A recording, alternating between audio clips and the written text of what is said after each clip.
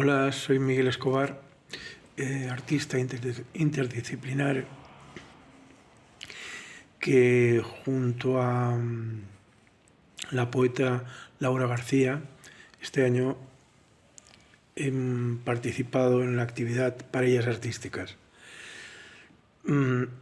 Parellas Artísticas te propone un reto personal y es romper los tabús al respecto de lo que significa la enfermedad mental diagnosticada y cómo el arte es capaz de sublimar todos lo bueno que tenemos dentro y el potencial creativo para poder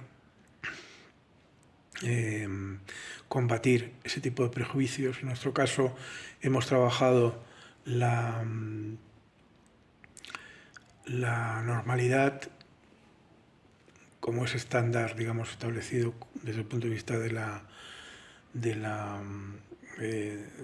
diagnóstico y de la psiquiatría, y lo hemos hecho como hemos querido. Por eso animo a otros artistas a que participen en esta experiencia, primero por el crecimiento que supone desde el punto de vista personal y la manera de ver las cosas des d'altre ángulo.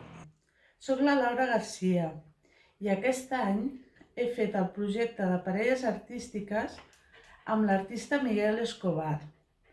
Per mi ha estat un honor treballar amb ell i ha sigut una experiència molt enriquidora i molt engrescadora.